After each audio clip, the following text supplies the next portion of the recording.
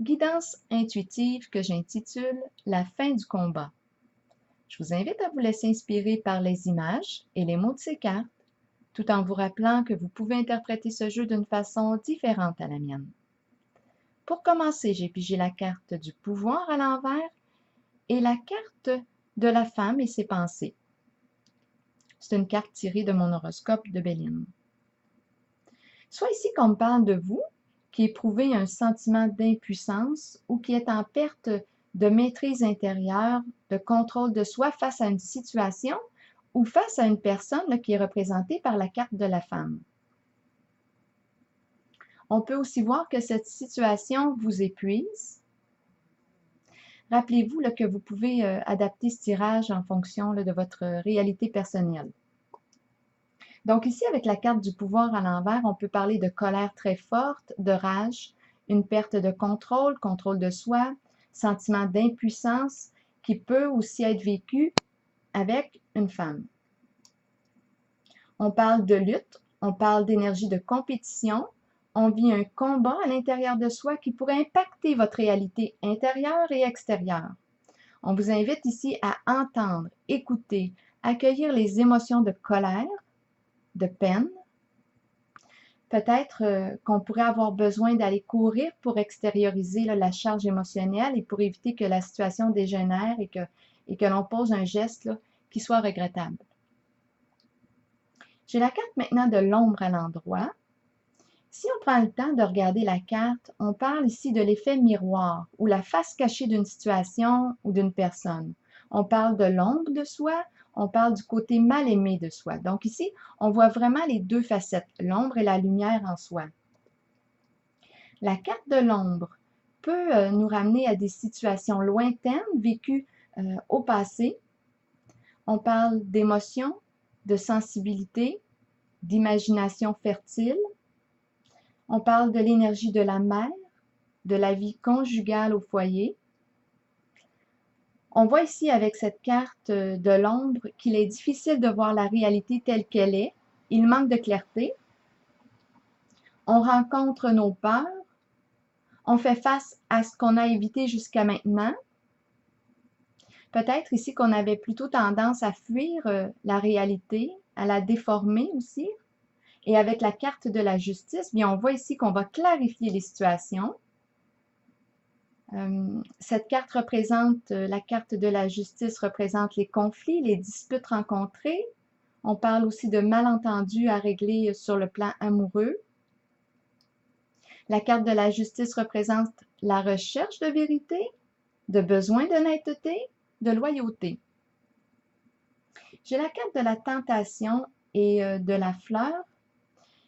Ici, on me parle avec la fleur d'une situation ou d'une relation récente, nouvelle. Il y a vraiment l'idée ici de l'éclosion avec cette fleur.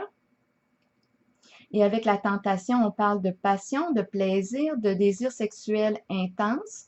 On parle de jouissance, de plaisir, toutes sortes de plaisirs que l'on peut se permettre parce qu'avec cette carte de la tentation, on voit que l'argent est disponible.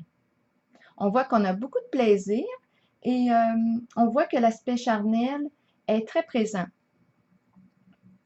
J'ai la carte de la tempérance maintenant et celle de la dépression. Bien ici, on rencontre des énergies de déprime, une baisse d'énergie, une grande peine, une grande souffrance morale.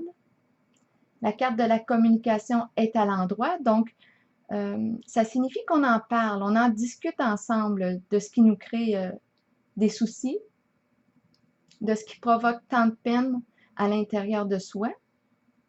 La carte de la tempérance est une carte qui exprime l'importance de se guérir de ce qui nous fait tant souffrir. Et parfois, bien, on doit faire un retour au passé pour y arriver, pour mieux se comprendre. Avec cette carte de la patience, en fait, je dis la tempérance, mais c'est parce que dans le jeu de Tarot de Marseille, c'est la tempérance. Mais ici, on la nomme la patience. Donc, on voit ici qu'on renaît avec cette carte suite à une période de grande souffrance qu'on a pu extérioriser, exprimer via toute forme de communication. Avec la carte du sacrifice et celle de la félicité, ici, on voit qu'on lâche prise, On laisse aller les situations qui nous pèsent. On laisse tomber le fardeau. On s'allège. Avec la carte du sacrifice, on peut percevoir un lien, un engagement qu'on a pris envers une situation, une personne. On peut aussi parler de l'engagement envers soi-même avant tout. On a fait une promesse. On peut aussi, c'est peut-être à soi-même qu'on s'est fait cette promesse. Et avec la carte de la félicité, on parle de la fin des épreuves.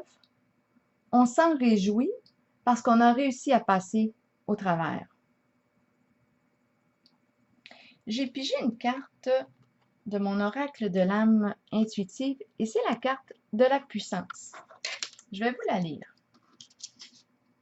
Les mots-clés de cette carte sont être fort, détermination, courage, fermeté dans les convictions. Il est temps d'être fort et de croire que vous pouvez faire tout ce que vous désirez sincèrement. Soyez puissant et solide. Il est temps d'être ferme et d'émettre vos opinions. Ce que vous ressentez dans votre cœur et votre âme est ce qui est bon pour vous. Les autres peuvent sembler puissants, mais ils sont pareils à vous. Ils ont trouvé le courage de se tenir debout. C'est à votre tour d'en faire autant. Vous détenez le vrai pouvoir, vous êtes fort, vous êtes authentique. Donc, en ce tirage, on voit vraiment l'évolution d'une situation qui a commencé au tout début en lutte, en guerre, avec la carte du pouvoir à l'envers et celle de la femme. On voit ici qu'on était en perte de contrôle et on voit que ça se termine avec la carte de la puissance par une reprise de pouvoir personnel sur sa vie, sur sa propre vie. Alors voilà, c'était mon tirage pour aujourd'hui. Je vous souhaite une très belle journée.